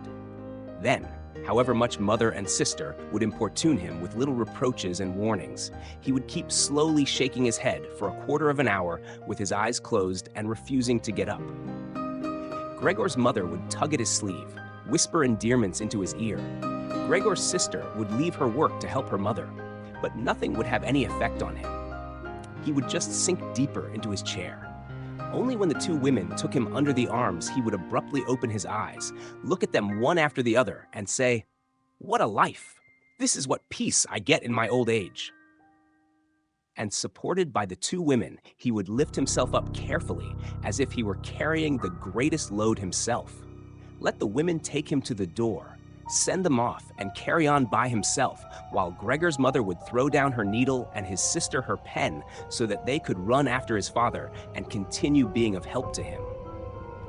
Who in this tired and overworked family would have had time to give more attention to Gregor than was absolutely necessary? The household budget became even smaller, so now the maid was dismissed. An enormous, thick-boned charwoman with white hair that flapped around her head came every morning and evening to do the heaviest work. Everything else was looked after by Gregor's mother, on top of the large amount of sewing work she did. Gregor even learned, listening to the evening conversation about what price they had hoped for, that several items of jewelry belonging to the family had been sold, even though both mother and sister had been very fond of wearing them at functions and celebrations. But the loudest complaint was that although the flat was much too big for their present circumstances, they could not move out of it. There was no imaginable way of transferring Gregor to the new address. He could see quite well, though, that there were more reasons than consideration for him that made it difficult for them to move. It would have been quite easy to transport him in any suitable crate with a few air holes in it. The main thing holding the family back from their decision to move was much more to do with their total despair and the thought that they had been struck with a misfortune unlike anything experienced by anyone else they knew or were related to. They carried out absolutely everything that the world expects from poor people. Gregor's father brought bank employees their breakfast. His mother sacrificed herself by washing clothes for strangers. His sister ran back and forth behind her desk at the behest of the customers. But they just did not have the strength to do any more. And the injury in Gregor's back began to hurt as much as when it was new. After they had come back from taking his father to bed, Gregor's mother and sister would now leave their work where it was and sit close together, cheek to cheek. His mother would point to Gregor's room and say, "Close that door, Grete." And then, when he was in the dark again, they would sit in the next room, and their tears would mingle, or they would simply sit there staring dry-eyed at the table. Gregor hardly slept at all, either night or day. Sometimes he would think of taking over the family's affairs, just like before, the next time the door was opened. He had long forgotten about his boss and the chief clerk, but they would appear again in his thoughts.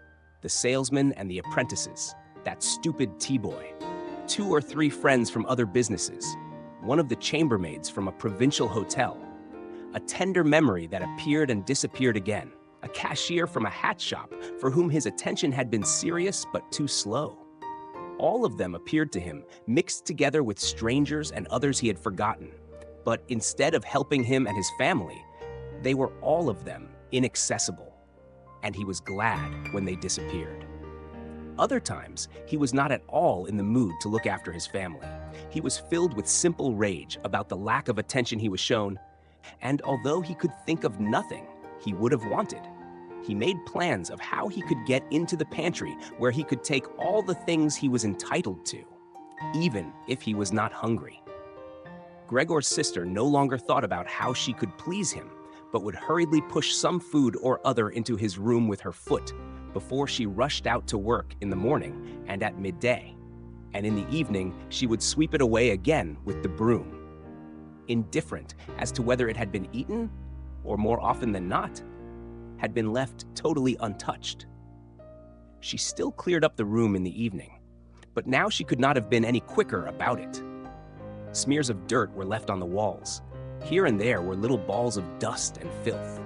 At first, Gregor went into one of the worst of these places when his sister arrived as a reproach to her, but he could have stayed there for weeks without his sister doing anything about it. She could see the dirt as well as he could, but she had simply decided to leave him to it. At the same time, she became touchy in a way that was quite new for her, and which everyone in the family understood. Cleaning up Gregor's room was for her and her alone. Gregor's mother did once thoroughly clean his room, and needed to use several bucketfuls of water to do it. Although that much dampness also made Gregor ill, and he lay flat on the couch, bitter and immobile. But his mother was to be punished still more for what she had done, as hardly had his sister arrived home in the evening than she noticed the change in Gregor's room, and, highly aggrieved, ran back into the living room, where, despite her mother's raised and imploring hands, she broke into convulsive tears. Her father, of course, was startled out of his chair, and the two parents looked on astonished and helpless. Then they, too, became agitated. Gregor's father, standing to the right of his mother, accused her of not leaving the cleaning of Gregor's room to his sister.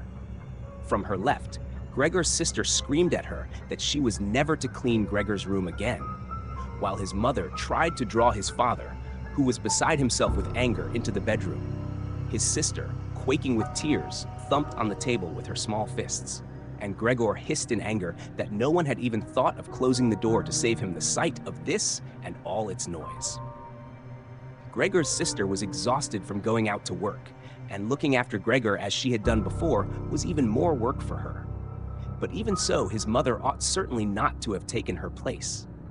Gregor, on the other hand, ought not to be neglected. Now, though, the charwoman was here. This elderly widow with a robust bone structure that made her able to withstand the hardest of things in her long life wasn't really repelled by Gregor. Just by chance one day, rather than any real curiosity, she opened the door to Gregor's room and found herself face to face with him. He was taken totally by surprise. No one was chasing him, but he began to rush to and fro while she just stood there in amazement with her hands crossed in front of her. From then on, she never failed to open the door slightly every evening and morning and look briefly in on him. At first, she would call to him as she did so with words that she probably considered friendly, such as, "Come on, then, you old dung beetle," or "Look at the old dung beetle there." Gregor never responded to being spoken to in that way, but just remained where he was without moving, as if the door had never even been opened. If only they had told this charwoman to clean up his room every day, instead of letting her disturb him for no reason whenever she felt like it. One day, early in the morning, while a heavy rain struck the window panes, perhaps indicating that spring was coming, she began to speak to him in that way once again. Gregor was so resentful of it that he started to move toward her. He was slow and infirm, but it was like a kind of attack. Instead of being afraid, the charwoman just lifted up one of the chairs from near the door and stood there with her mouth open, clearly intending not to close her mouth until the chair in her hand had been slammed down into Gregor's back. "Aren't you coming any closer then?" she asked when Gregor turned round again, and she calmly put the chair back in the corner. Gregor had almost entirely stopped eating. Only if he happened to find himself next to the food that had been prepared for him, he might take some of it into his mouth to play with it, leave it there a few hours, and then, more often than not, spit it out again. At first, he thought it was distress at the state of his room that stopped him eating, but he had soon got used to the changes made there. They had got into the habit of putting things into this room that they had no room for anywhere else. And there were now many such things, as one of the rooms in the flat had been rented out to 3 gentlemen. These earnest gentlemen, all 3 of them had full beards, as Gregor learned peering through the crack in the door one day, were painfully insistent on things being tidy. This meant not only in their own room, but since they had taken a room in this establishment, in the entire flat, and especially in the kitchen. Unnecessary clutter was something they could not tolerate, especially if it was dirty. They had moreover brought most of their own furnishings and equipment with them. For this reason, many things had become superfluous, which, although they could not be sold, the family did not wish to discard. All these things found their way into Gregor's room. The dustbins from the kitchen found their way in there too. The charwoman was always in a hurry, and anything she couldn't use for the time being, she would just chuck in there. He, fortunately, would usually see no more than the object and the hand that held it. The woman most likely meant to fetch the things back out again when she had time and the opportunity, or to throw everything out in one go. But what actually happened was that they were left where they landed when they had first been thrown, unless Gregor made his way through the junk and moved it somewhere else. At first, he moved it because, with no other room free where he could crawl about, he was forced to. But later on, he came to enjoy it, although moving about in that way left him sad and tired to death. and he would remain immobile for hours afterwards. The gentleman who rented the room would sometimes take their evening meal at home in the living room that was used by everyone, and so the door to this room was often kept closed in the evening. But Gregor found it easy to give up having the door open. He had, after all, often failed to make use of it when it was open, and, without the family having noticed it, lain in his room in its darkest corner. One time, though, the charwoman left the door to the living room slightly open, and it remained open when the gentleman who rented the room came in the evening, and the light was put on. They sat up at the table where, formerly, Gregor had taken his meals with his father and mother. They unfolded the serviettes and picked up their knives and forks. Gregor's mother immediately appeared in the doorway with a dish of meat, and soon behind her came his sister with a dish piled high with potatoes. The food was steaming and filled the room with its smell. The gentleman bent over the dishes set in front of them, as if they wanted to test the food before eating it, and the gentleman in the middle, who seemed to count as an authority for the other two, did indeed cut off a piece of meat while it was still in its dish, clearly wishing to establish whether it was sufficiently cooked or whether it should be sent back to the kitchen. It was to his satisfaction, and Gregor's mother and sister, who had been looking on anxiously, began to breathe again and smiled. The family themselves ate in the kitchen. Nonetheless, Gregor's father came into the living room before he went into the kitchen, bowed once with his cap in his hand, and did his round of the table. The gentlemen stood as one and mumbled something into their beards. Then, once they were alone, they ate in near perfect silence. It seemed remarkable to Gregor that above all the various noises of eating, their chewing teeth could still be heard, as if they had wanted to show Gregor that you need teeth in order to eat, and it was not possible to perform anything with jaws that are toothless, however nice they might be. "I'd like to eat something," said Gregor anxiously, "but not anything like they're eating. They do feed themselves, and here I am, dying." Throughout all this time, Gregor could not remember having heard the violin being played, but this evening it began to be heard from the kitchen. The three gentlemen had already finished their meal. The one in the middle had produced a newspaper, given a page to each of the others, and now they leant back in their chairs, reading them and smoking.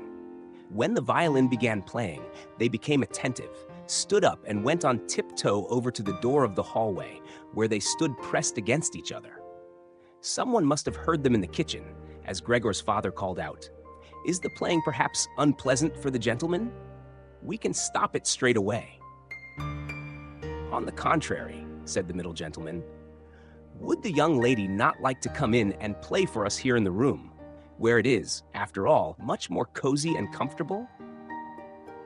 "Oh yes, we'd love to," called back Gregor's father, as if he had been the violin player himself. The gentleman stepped back into the room and waited. Gregor's father soon appeared with the music stand, his mother with the music, and his sister with the violin.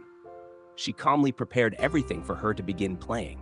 His parents, who had never rented a room out before, and therefore showed an exaggerated courtesy towards the three gentlemen, did not even dare to sit on their own chairs. His father leant against the door with his right hand pushed in between two buttons on his uniform coat. His mother, though, was offered a seat by one of the gentlemen and sat, leaving the chair where the gentleman happened to have placed it, out of the way in a corner. His sister began to play. Father and mother paid close attention, one on each side, to the movements of her hands. Drawn in by the playing, Gregor had dared to come forward a little and already had his head in the living room. Before, he had taken great pride in how considerate he was, but now it hardly occurred to him that he had become so thoughtless about the others. What's more, there was now all the more reason to keep himself hidden, as he was covered in the dust that lay everywhere in his room and flew up at the slightest movement. He carried threads, hairs, and remains of food about on his back and sides. He was much too indifferent to everything now to lay on his back and wipe himself on the carpet like he had used to do several times a day. And despite this condition, he was not too shy to move forward a little onto the immaculate floor of the living room. No one noticed him, though. The family was totally preoccupied with the violin playing. At first, the three gentlemen had put their hands in their pockets and come up far too close behind the music stand to look at all the notes being played, and they must have disturbed Gregor's sister. But soon, in contrast with the family, they withdrew back to the window with their heads sunk and talking to each other at half volume, and they stayed by the window while Gregor's father observed them anxiously. It really now seemed very obvious that they had expected to hear some beautiful or entertaining violin playing, but had been disappointed. That they had had enough of the whole performance, and it was only now out of politeness that they allowed their peace to be disturbed. It was especially unnerving, the way they all blew the smoke from their cigarettes upwards from their mouth and noses. Yet Gregor's sister was playing so beautifully. Her face was leant to one side, following the lines of music with a careful and melancholy expression. Gregor crawled a little further forward, keeping his head close to the ground so that he could meet her eyes if the chance came. Was he an animal if music could captivate him so? It seemed to him that he was being shown the way to the unknown nourishment he had been yearning for. He was determined to make his way forward to his sister and tug at her skirt to show her she might come into his room with her violin, as no one appreciated her playing here as much as he would. He never wanted to let her out of his room, not while he lived, anyway. His shocking appearance should, for once, be of some use to him. He wanted to be at every door of his room at once to hiss and spit at the attackers.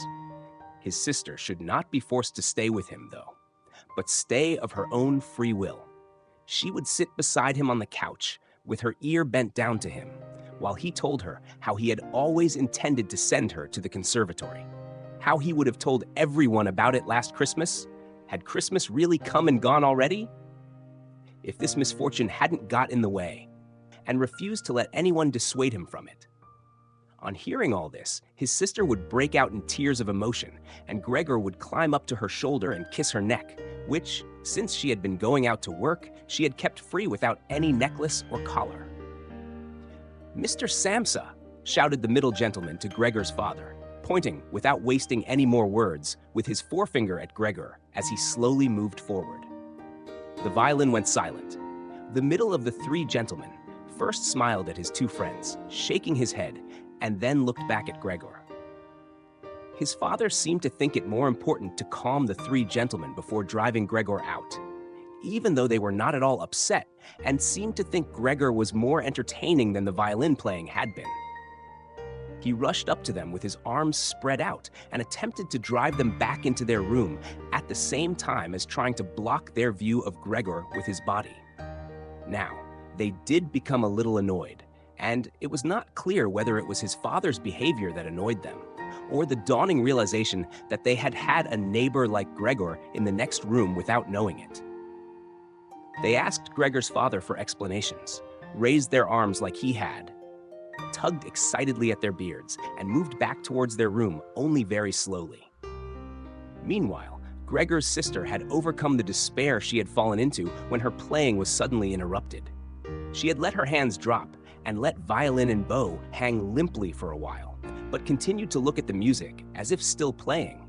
But then she suddenly pulled herself together, lay the instrument on her mother's lap, who still sat laboriously struggling for breath where she was, and ran into the next room, which, under pressure from her father, the three gentlemen were more quickly moving toward. Under his sister's experienced hand, the pillows and covers on the beds flew up and were put into order, and she had already finished making the beds and slipped out again before the three gentlemen had reached the room. Gregor's father seemed so obsessed with what he was doing that he forgot all the respect he owed to his tenants. He urged them and pressed them until, when he was already at the door of the room, the middle of the three gentlemen shouted like thunder and stamped his foot, and thereby brought Gregor's father to a halt. "I declare here and now," he said, raising his hand and glancing at Gregor's mother and sister to gain their attention too, that with regard to the repugnant conditions that prevail in this flat and with this family. Here he looked briefly but decisively at the floor. "I give immediate notice on my room. For the days that I have been living here, I will of course pay nothing at all, On the contrary, I will consider whether to proceed with some kind of action for damages from you, and believe me, it would be very easy to set out the grounds for such an action." He was silent and looked straight ahead as if waiting for something. And indeed, his two friends joined in with the words, "And we also give immediate notice." With that, he took hold of the door handle and slammed the door. Gregor's father staggered back to his seat, feeling his way with his hands, and fell into it. It looked as if he was stretching himself out for his usual evening nap. But from the uncontrolled way his head kept nodding, it could be seen that he was not sleeping at all.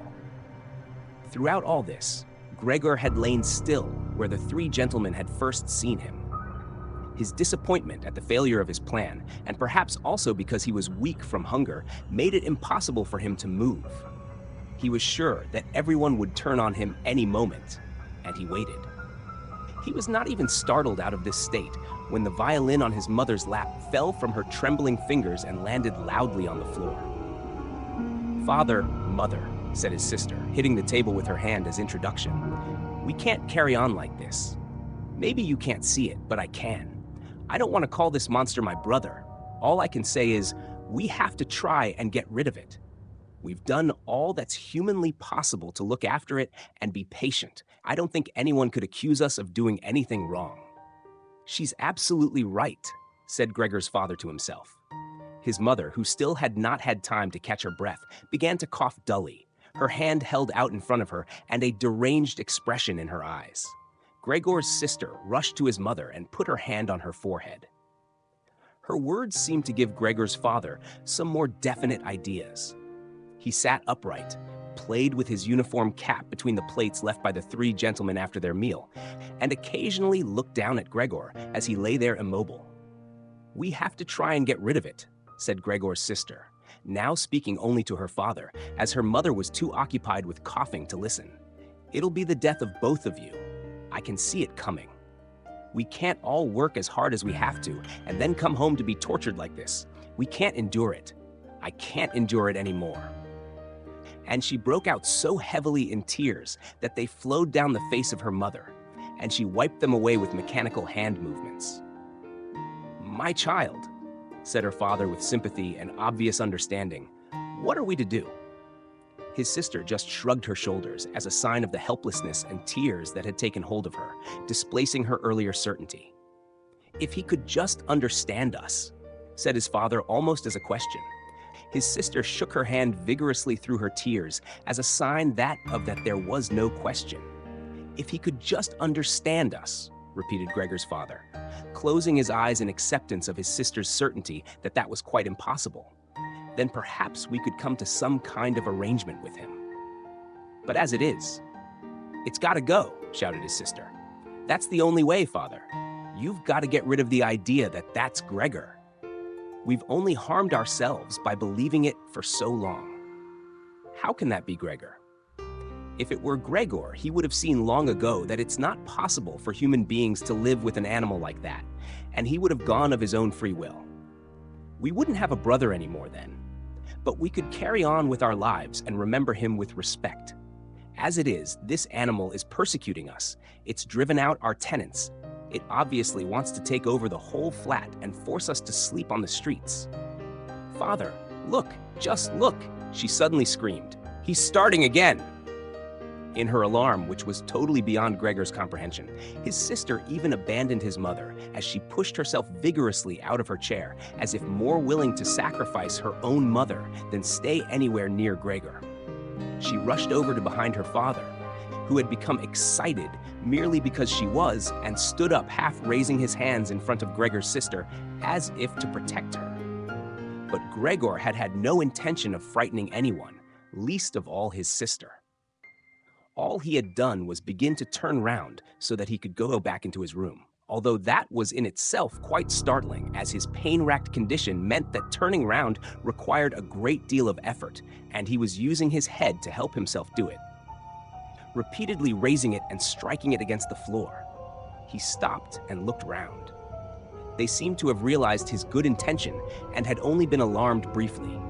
Now they all looked at him in unhappy silence. His mother lay in her chair with her legs stretched out and pressed against each other, her eyes nearly closed with exhaustion. His sister sat next to his father with her arms around his neck. Maybe now they'll let me turn round, thought Gregor, and went back to work. He could not help panting loudly with the effort and had sometimes to stop and take a rest. No one was making him rush anymore. Everything was left up to him. As soon as he had finally finished turning round, he began to move straight ahead.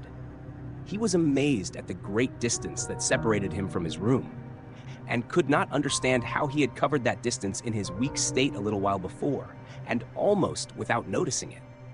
He concentrated on crawling as fast as he could, and hardly noticed that there was not a word, not any cry from his family to distract him. He did not turn his head until he had reached the doorway. He did not turn it all the way round as he felt his neck becoming stiff, but it was nonetheless enough to see that nothing behind him had changed. Well, only his sister had stood up. With his last glance, he saw that his mother had now fallen completely asleep. He was hardly inside his room before the door was hurriedly shut, bolted, and locked. The sudden noise behind Gregor so startled him that his little legs collapsed under him. It was his sister who had been in so much of a rush. She had been standing there waiting and sprung forward lightly. Gregor had not heard her coming at all. What? And as she turned the key in the lock, she said loudly to her parents, "At last!" What now, then? Gregor asked himself as he looked round in the darkness. He soon made the discovery that he could no longer move at all. This was no surprise to him. It seemed rather that being able to actually move around on those spindly little legs until then was unnatural. He also felt relatively comfortable. It is true that his entire body was aching, but the pain seemed to be slowly getting weaker and weaker, and would finally disappear altogether. He could already hardly feel the decayed apple in his back or the inflamed area around it, which was entirely covered in white dust. He thought back of his family with emotion and love. If it was possible, he felt that he must go away even more strongly than his sister. He remained in this state of empty and peaceful rumination until he heard the clock tower strike 3 in the morning. He watched as it slowly began to get light everywhere outside the window too. Then, without his willing it, his head sank down completely, and his last breath flowed weakly from his nostrils. When the cleaner came in early in the morning, they'd often asked her not to keep slamming the doors, but with her strength and in her hurry, she still did. So that everyone in the flat knew when she'd arrived, and from then on it was impossible to sleep in peace. She made her usual brief look in on Gregor, and at first found nothing special. She thought he was laying there so still on purpose, playing the martyr. She attributed all possible understanding to him. She happened to be holding the long broom in her hand, so she tried to tickle Gregor with it from the doorway. When she had no success with that, she tried to make a nuisance of herself and poked at him a little. And only when she found she could shove him across the floor with no resistance at all did she start to pay attention. She soon realized what had really happened, opened her eyes wide, whistled to herself, but did not waste time to yank open the bedroom doors and shout loudly into the darkness of the bedrooms. "Come and have a look at this. It's dead, just lying there, stone dead." Mr. and Mrs. Samsa sat upright there in their marriage bed and had to make an effort to get over the shock caused by the cleaner before they could grasp what she was saying. But then, each from his own side, they hurried out of bed. Mr. Samsa threw the blanket over his shoulders. Mrs. Samsa just came out in her nightdress, and that is how they went into Gregor's room. On the way, they opened the door to the living room, where Grete had been sleeping since the 3 gentlemen had moved in. She was fully dressed as if she had never been asleep, and the paleness of her face seemed to confirm this. "Dead?" asked Mrs. Samsa, looking at the charwoman inquiringly, even though she could have checked for herself and could have known it even without checking.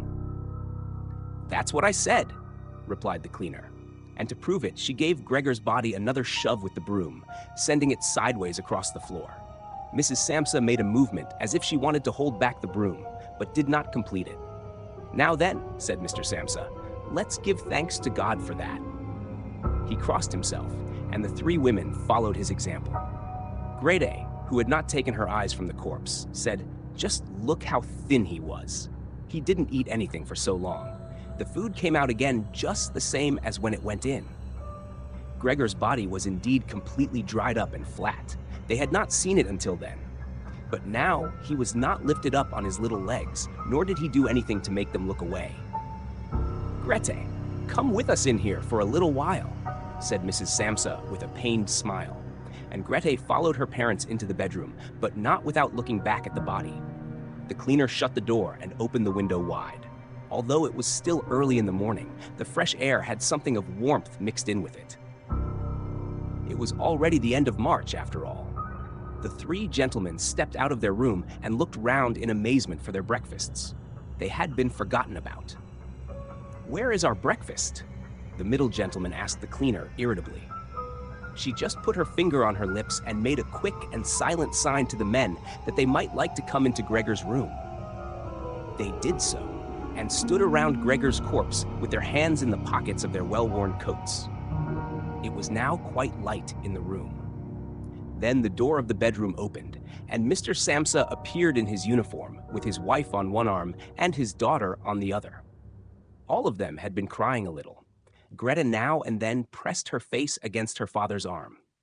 "Leave my home! Now!" said Mr. Samsa, indicating the door and without letting the women from him. "What do you mean?" asked the middle of the three gentlemen, somewhat disconcerted, and he smiled sweetly. The other two held their hands behind their backs and continually rubbed them together in gleeful anticipation of a loud quarrel which could only end in their favor. "I mean just what I said," answered Mr. Samsa, and, with his two companions, went in a straight line towards the man.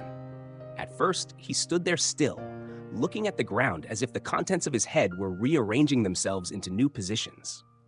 "All right, we'll go then," he said, and looked up at Mr. Samsa as if he had been suddenly overcome with humility and wanted permission again from Mr. Samsa for his decision. Mr. Samsa merely opened his eyes wide and briefly nodded to him several times.